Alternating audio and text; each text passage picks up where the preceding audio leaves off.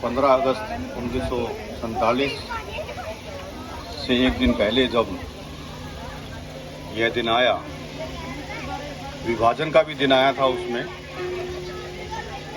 और मैं उन्हीं सभी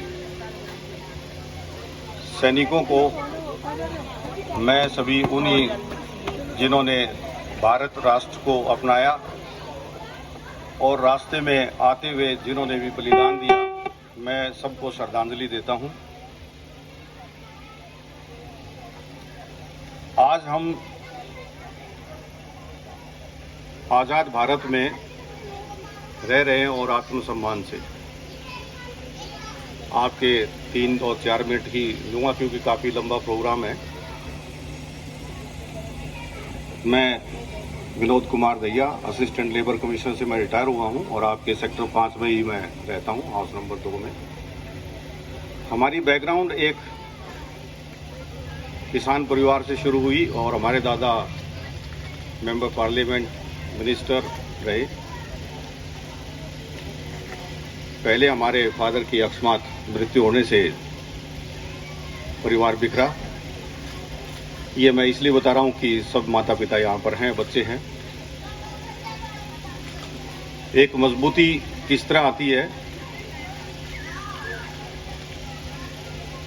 मेंबर पार्लियामेंट होते हुए उस वक्त में बहुत सी चीज़ें एक एमपी को मिलती थी।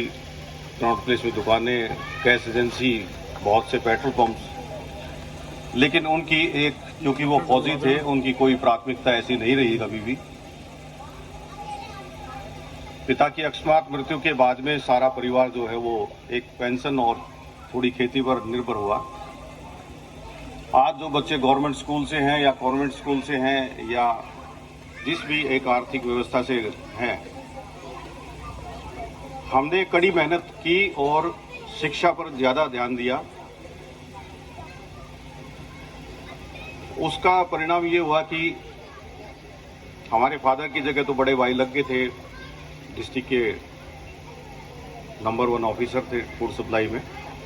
लेकिन क्योंकि उनको पढ़ाई का शौक था और उन्होंने पढ़ाई करके फिर दिल्ली सर्विसेज में और फिर आईएएस बने और अभी नवंबर 2021 में ट्रांसपोर्ट कमिश्नर से वो रिटायर हुए, आईएएस ऑफिसर थे। मैं रिटायर हुआ हूँ अभी फरवरी 2022 में। छोटा भाई हमारा एससी दिल्ली जल बोर्ड में है, सिविल इंजीनियर, और सबसे छोटा भाई एक आईएएस ऑफिसर है हरियाणा में ही। शिक्षा का महत्व ये मैं आपको इसलिए बताया कि राजनेता परिवार होते हुए भी हमने किसी राजनीतिक समर्थन से ना तो कोई नौकरी पाई, ना ही हमने कोई सहारा लिया। और मैं सभी पेरेंट्स से यही आग्रह करता हूं कि बच्चों को जो भी वो कुछ करते हैं उनको करने दीजिए, क्योंकि हमारे माता पिता ने या पेरेंट्स ने या घर वालों ने कभी भी हमारा ना होमवर्क चेक किया, सिर्फ एक संस्कार सिखाए। अंग्रेजी स्कूल में थे, संस्कृत पढ़ाई जाती थी, बड़ों का आदर। उसका परिणाम आपके सामने है कि पूरा परिवार आज पढ़ाई लिखाई की बदौलत। हमें किसी राजनेता के आगे पीछे जाने की जरूरत नहीं है। बच्चों को शिक्षित करें और उनमें राजनीतिक समझ आए कि कौन नेता गलत है और कौन नेता ठीक है। कोई राजनीति में जाना चाहे तो जा सकता है। वो राजनीति के लिए शिक्षा बहुत जरूरी है, क्योंकि जब वो शक्ति के कुर्सी पर बैठता है तो निर्णय लेने पड़ते हैं। पढ़ाई लिखाई के निर्णय कुछ अलग होते हैं देश हित में। नौकरी के दौरान मैंने एक ये पाया कि जब हमारी मीटिंग्स होती थी बाजार की और की प्रधानों की, तो बहुत से प्रधान जो है वो प्रधान बन के आते थे। ये मैं इसलिए शेयर कर रहा हूँ कि आरडब्ल्यू है और यहाँ पर तो कई बार हमारे वैचारिक तालमेल उनको समझाने में ये लगता था मेरा कि एक प्रधान एक फैसिलिटेटर है, ना कि वो चौधरी है, ना कि वो प्रधान है। ये मेरे अंदर के विचार थे जो सिखाया गया था। वो हम कुर्सी पर बैठ के उसकी प्राथमिकता से हमने एक जनसेवक के तौर पर काम किया। जब मैं सेक्टर में रेजिडेंट हो गया तो यहाँ पर आरडब्ल्यू बनती रही। मेरा कोई एक्टिव पार्टिसिपेशन नहीं रहा, लेकिन मैं पीछे से काफ़ी काम करता रहता हूँ। दिनेश वशिष्ठ जी की कोई ऐसी मैं महिमा मंडित नहीं कर रहा हूं कि इन्होंने ये काम किया बहुत वो, लेकिन क्यों तुलना जब आती है, महिलाओं का ग्रुप है, मिसेज भी उसमें है, रात को लाइट जाती है तो इनके व्हाट्सएप पर है, कोई पानी की जाती है तो वो खड़े रहते हैं। मेरे विचार के अनुसार जो मैं एक सरकारी कुर्सी पर बैठ के प्रधान की एक भूमिका को मैं समझाता था कि प्रधान को एक फैसिलिटेटर, एक जन सेवक के रूप में, एक सुविधा देने वाले व्यक्ति के रूप में एक छोटा बन के और जमीन पर रहना चाहिए। वो दिनेश वशिष्ठ जी ने बिल्कुल सेक्टर 5 के लिए जो काम किया है वो आप लोगों के सामने ही है। एक महिलाओं का जो एक विश्वास है उस ग्रुप में कि लाइट आएगी, बिजली आएगी, पानी नहीं आ रहा है, और ये वहाँ पहुँचते हैं और सरकारी तंत्र जो है वो पेचीदगी से रहता है, उन पर लोड भी ज़्यादा होता है सरकार पर, लेकिन ये उनसे तालमेल करके अपने व्यवहार से वो सारा रेजिडेंट को जो है ठीक कर रहे हैं। संस्कारों में ये सिखाया गया कि बच्चों को, पेरेंट्स से मेरा आग्रह है कि कुर्सी पर हमने काम किया, कुछ सीनियर आए हमारे पास, सीनियर के साथ में कुछ नरम थे, कुछ सख्त थे। संस्कृत विद्यालय में थे तो हमें एक शिक्षा दी गई कि बड़ों का सम्मान करें, गुरु का सम्मान करें। वो हमें जब पब्लिक सर्वेंट बने, जन सेवक बने, पब्लिक के ऑफिसर बने, सरकार के अफसर बने और अपनी ड्यूटी शुरू की, रोजी रोटी कमानी शुरू की, तो कुछ नरम अफसर आए तो हम अनुशासित रहे।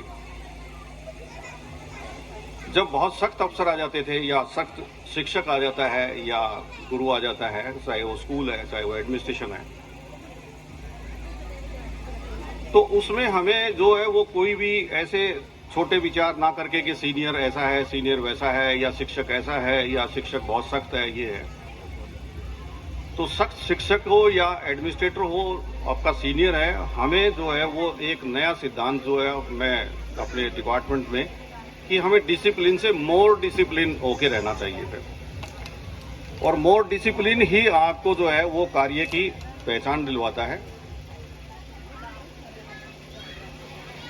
कहीं भी मेरी पोस्टिंग रही हो, मेवात में मैं काफ़ी रहा हूँ जिसमें कोई अफसर जाना नहीं चाहता। एक हमारे सीनियर लेबर कमिश्नर ने पूरी मीटिंग में ये कहा था कि यही एक ऐसा अफसर है जो कोई पॉलिटिकल सिफारिश नहीं कराता, मेवात से ट्रांसफर नहीं करवाता, क्योंकि यही एक काम है जो मेवात में कर सकता है और कर रहा है, और इससे मेरी नौकरी भी बची हुई है एक IAS अफसर की। तो मेरा पेरेंट्स से यही आग्रह है कि जो बच्चे कम आर्थिक है, ज़्यादा आर्थिक है, संपन्नता है, नहीं है, गवर्नमेंट स्कूल में है, कॉन्वेंट स्कूल में है, इस बात से कोई नहीं फर्क पड़ता, लेकिन अगर बच्चा वो काबिल है, कम पढ़ता है तो उसको कम पढ़ने दो, ज़्यादा पढ़ता है ज़्यादा पढ़ने दो। बच्चों का एक कोई प्रतिस्पर्धा नहीं है, बच्चों की प्रतिस्पर्धा खुद से ही है कि वो जितना सक्षम है उतना ही उसमें वो बेस्ट करे, ना कि माँ बाप उस पर प्रेशर डाले। कि पेरेंट्स मीटिंग में तो शिक्षक कहते ही रहते हैं कि वो उनका कहना है, वो कहते ही है, उनका एक ड्यूटी है, वो शिक्षक कहते ही है। हम भी सुन के आते थे, हाँ, वो पेटीएम में कहते हैं और हम सुनने के लिए तैयार ही रहते थे, कोई बात नहीं है। बच्चे के अच्छे नंबर भी आते थे, बेटी के भी 100 में से 98 नंबर भी आए थे और काफ़ी अच्छी वो रही है, बेटे भी अच्छा रहे, लेकिन फिर भी हम सुन के आते थे ताकि हमें वो शिक्षक। तो आज स्वतंत्रता दिवस पर मैं पेरेंट्स और दिनेश वशिष्ठ जी की और उनकी टीम की मैं बहुत ही सराहना करता हूं, और ये रेजिडेंट जो साफ सफाई और बहुत ही कुशलता से जो चल रहा है, यहाँ सारी सुविधाएं मिल रही हैं और हम यहाँ आराम से रह रहे हैं। मेरे घर में भी कोई प्रॉब्लम आई है तो पहले मैं दिनेश वशिष्ठ जी को फ़ोन करता हूँ कि मेरा कर्तव्य है कि मैं यहाँ के RW को फ़ोन करूँ, और इनको इसलिए फ़ोन करता हूँ क्योंकि मुझे विश्वास है कि ये काम करते हैं। इससे पहले जो RW थी, मैं कोई क्रिटिसाइज नहीं कर रहा हूँ, लेकिन मैंने उनको कभी किसी प्रॉब्लम के लिए कोई फ़ोन नहीं किया। मैंने अपने कमिश्नरी से किया, मैंने सरकार से किया, मैंने जैसे भी किया, लेकिन इनकी टीम आने के बाद में मैंने कोई सरकार को डायरेक्ट फ़ोन नहीं किया। मैं इनको शिकायत करता था और ये उसकी समाधान करते थे। इसके लिए मैं इनकी टीम को मैं धन्यवाद देता हूँ। आप सभी रेजिडेंट और सभी यहाँ पर आए हैं, स्वतंत्रता दिवस की बहुत बहुत शुभकामनाएं। मैं हृदय से आपका धन्यवाद करता हूँ। जय हिंद, जय भारत, वंदे मातरम।